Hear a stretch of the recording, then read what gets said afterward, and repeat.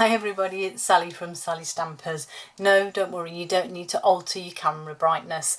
I wanted to switch the lights off just to show you my little project before I put the lights on, and you can't really see how effective it is. This is my Tealight window box.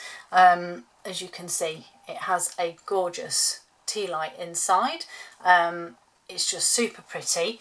I'm going to pop my lights on now so you can actually see what we have, and now you can understand why I switched the lights off. You can't see it. It is simple. It is literally just a little box with a candle tea light, a battery tea light, sorry, inside. It's decorated with the gorgeous window wishes stamps here. Don't know, it looks like the dog's been around it and got wet. Window wishes stamp here, and then that beautiful snowflake vellum that I've got in the background here. I have made one of these before. It was a long time ago, probably 6 years ago. I used a very old window die that we had then, so I thought, well, I'm going to use an up-to-date one, but this is slightly smaller, so I had to change the measurements of my box. So it's really simple to make. Obviously I had to go with grey because that is my favourite, and they would make, you could have them as place decoration, so you could have an extra piece that comes out the top with a name on. You could pop the name on the lid, across the front, anything really, but they are just, or you could just have them as ornaments because they are really pretty. Right, so to start off with then, you need a piece of cardstock that is 8 inches by 10 inches or 20.5 by 26.5 centimetres. On the long side, we're going to score at 3 1/4, 4 3/4, 8 and 9.5 inches. Then you're going to rotate clockwise, and we're going to score on the short side at 1 1/2, 6 and 7.5. Okay, so long side 3 1/4, 4 3/4, 8 and 9.5, and that will be 8.5, 12.5, 21 and 25 centimetres. Rotate clockwise and score at 1 1/2, 6 and 7.5, and that will be 4, 15.5 and 19.5 centimetres. Okay. We're going to fold and burnish all of our score lines here.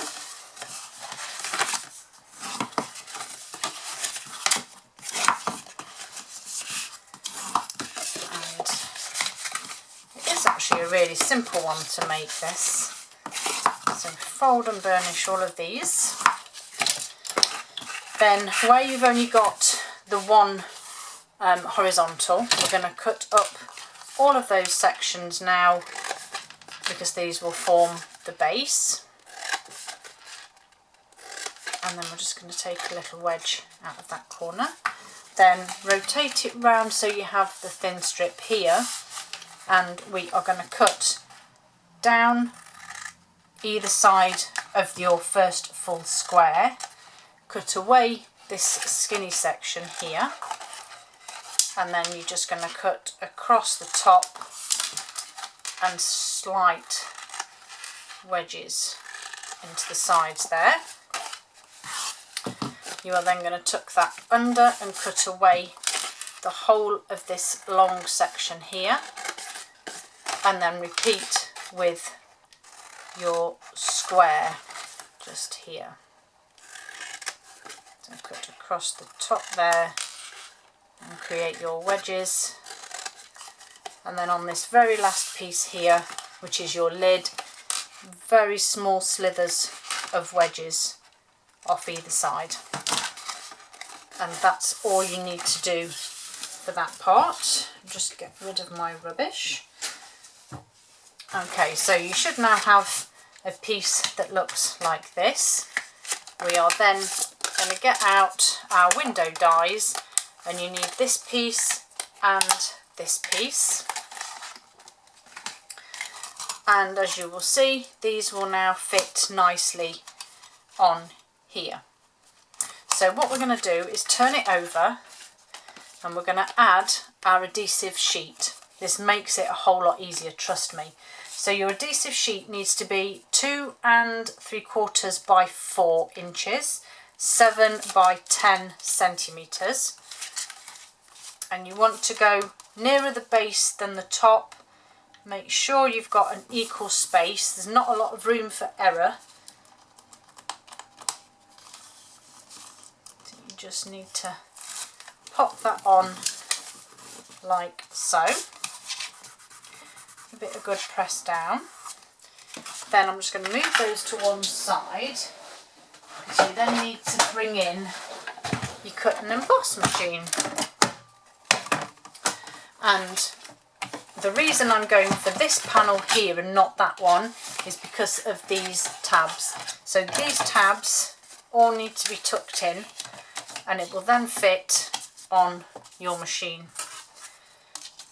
Remember, you need to go nearer the bottom than the top for your adhesive papers to work, and make sure that everything is level and lined up. You can do this in 2 stages, so you can cut the larger and then do the inner section. Obviously I'm doing it like this to show you a bit quicker. It's not that level, but it'll do. I'm going to run that through, and I'm going to run it back because I don't want to run the whole thing through, because I don't want the pattern on the box. So I'm going to take that out and get this out of the way, and then bring all of this back in. So you've now got your original panel there that's backed with adhesive, and likewise here, pop those all out, and you're left with your frame.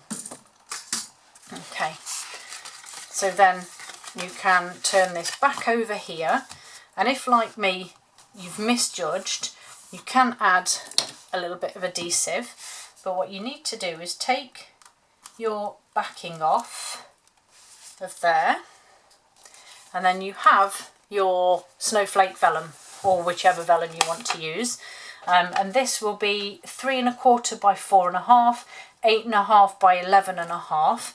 And what I'm actually going to do is run some adhesive just down that edge and that edge, because that's where it's missing, and then place it on the inside of your box. Now, if, like me, you're supersonic at measuring, you may find that you can't close this because there's too much of your vellum.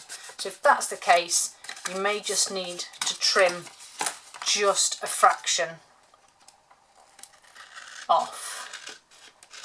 So just enough so that your box will close. And I'm actually going to take some off this top here.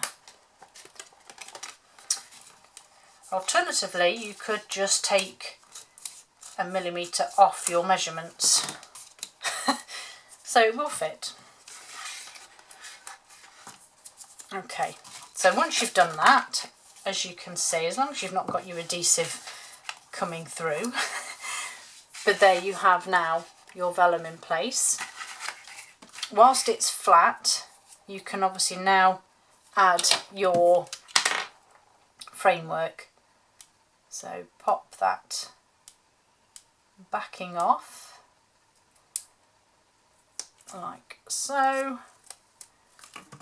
and then this will sit in its little hole like so, and you can just press that down because obviously it's now adhesive, so it'll stick really nicely.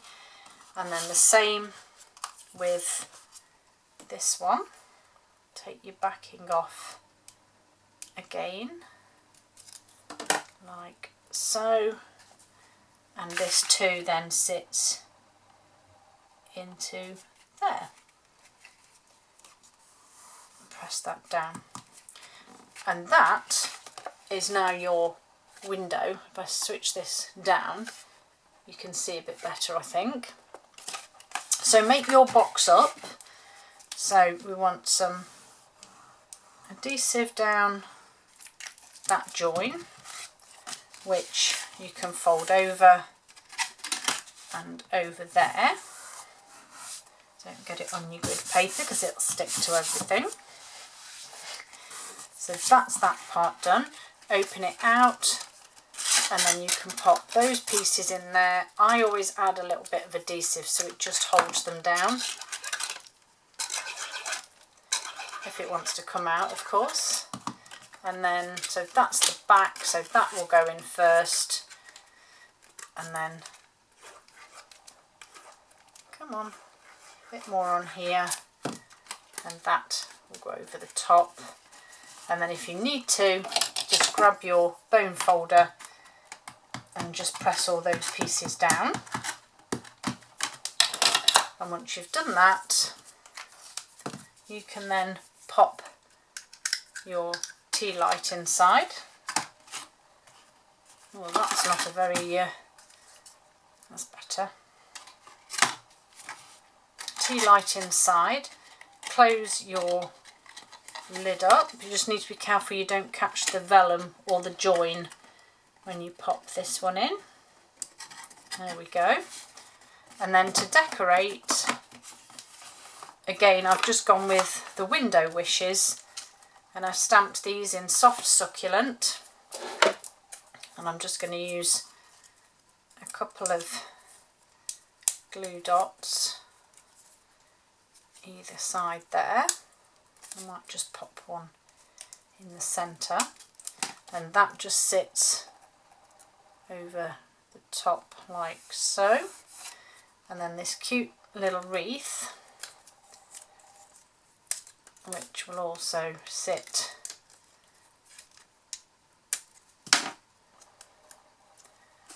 on the top there.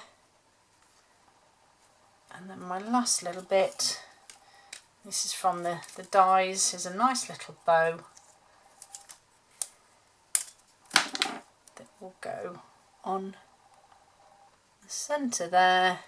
And of course it wouldn't be a full traditional Sally project without an iridescent pearl or two, and I think it actually matches that one.